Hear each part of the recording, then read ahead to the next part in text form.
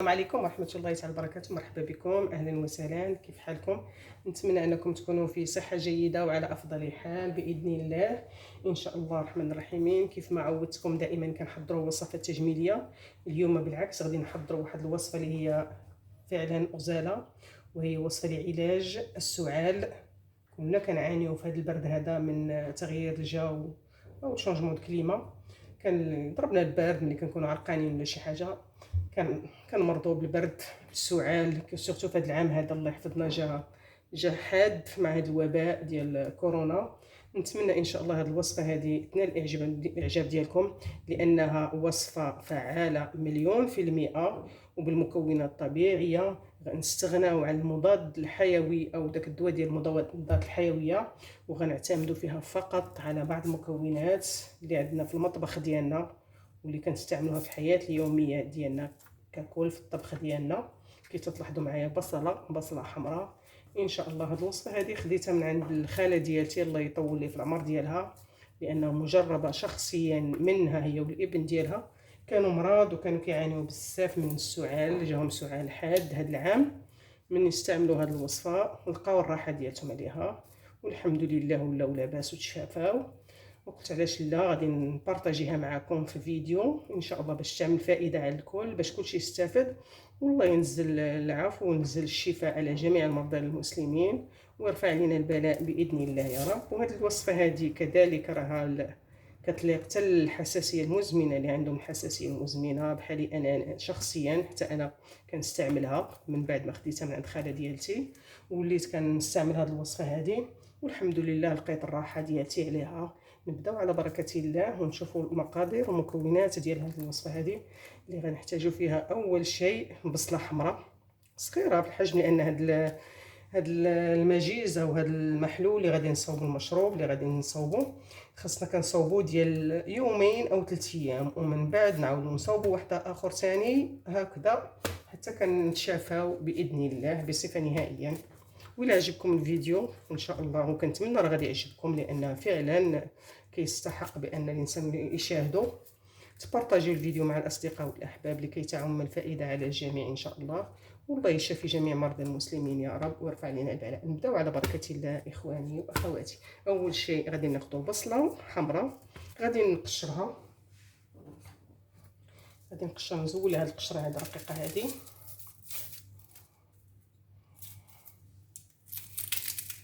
البصله راها مضاد حيوي، اي اونتيبيوتيك فعال بزاف. غير البصله بوحدها الا كليناها راه حمينا نفوسنا من بزاف ديال الامراض.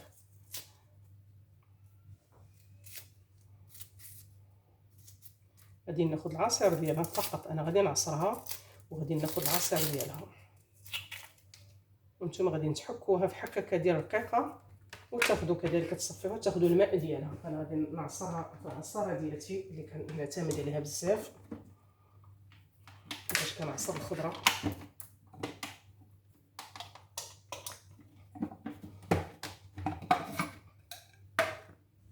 نضع واحد الكاس باش ناخذ غير الماء ديال البصل او عصير البصل فقط. بصله صغيره الحجم ديالها صغير ما كبير شيء. بسم الله غادي نعصرها.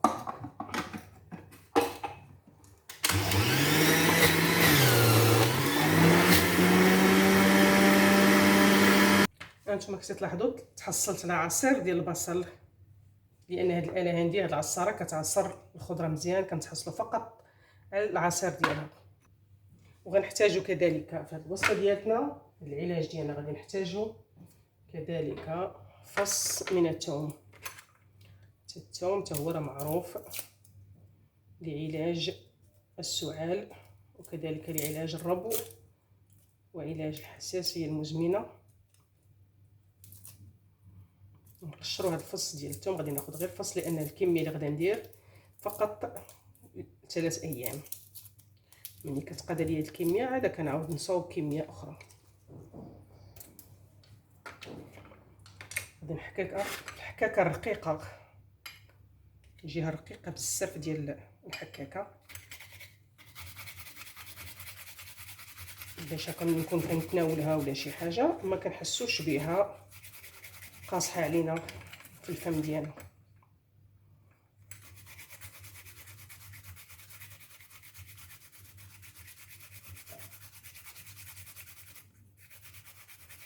لان في هذا الوقت هذا ديال البرد الانسان كل مرغوب كيقولنا بتغيير ديال الجو، وكذلك كنبقاو كنبدلوا حوايجنا. عادي نحاولوا نحافظوا على نفوسنا في هذا البرد هذا، خصوصا مع هذا الوباء هذا تخلطت علينا، ما بقينا عرفنا من زكام او من سعال او من مرض ككل. المهم الله يشافي جميع المرضى كاملين ويرفع علينا البلاء. هي نلتجئوا للمواد الطبيعيه، العلاج طبيعي. العلاج طبيعي صراحه كيكون مزيان، كيعطيو واخا تعطي واحد الفعاليه ديالته كتكون شويه المده ديالها شويه طويله، ولكن كتعطي نتيجه احسن من المواد الكيماويه.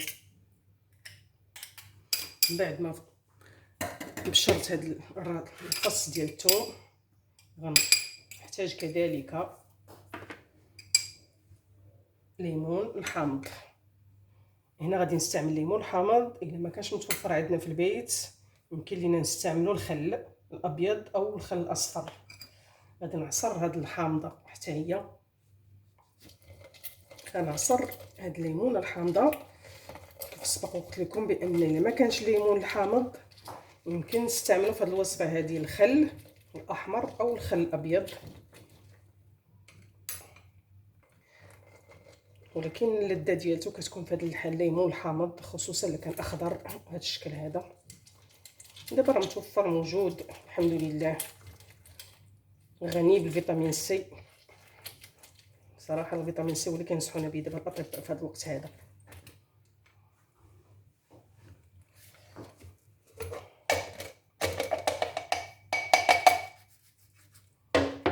هنا غادي ناخذ عصير ديال البصل، نضيف عليه الفص ديال الثوم اللي حكيت نتوما تلاحظوا، فص ديال الثوم.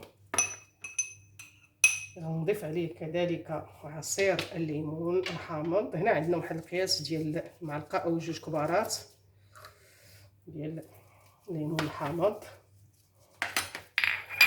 وغادي نضيف كذلك جوج معالق كبار ديال زيت الزيتون باش كيرطب البلعوم اي الحلق، وكذلك زيت الزيتون راه مفيد هو للسعال، طبيعي، زيت الزيتون طبيعي.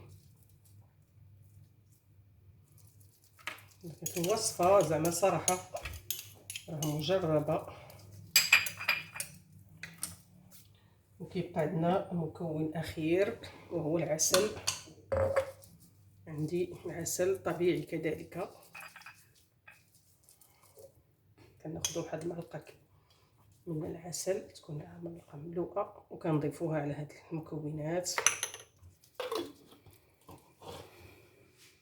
يستحسن العسل الطبيعي، الا ما كانش متوفر العسل الطبيعي راه كيتباع في الاسواق واحد النوع من العسل شبه طبيعي، ماشي 100% طبيعي وانما شبه طبيعي، تيكون من النحل اللي كيرعى فقط في المراعي، ماشي في العشوب بحال عندنا في المغرب. عندنا العسل بعد النحل كيرعى في المناطق اللي فيها صراحه فيها الاعشاب طبيعيه للتداوي.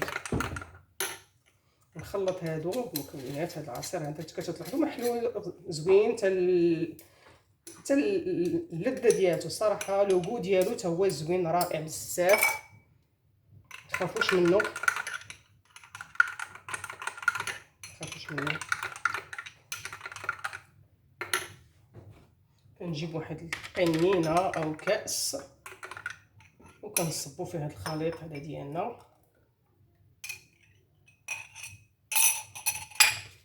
كنحتفظوا عليه جانبا، ما كنخليوش، ما كنديروش في الثلاجه، لان كنبغيوه يبقى دائما دافئ في المكان، يكون في المطبخ ديالنا مكان دافئ.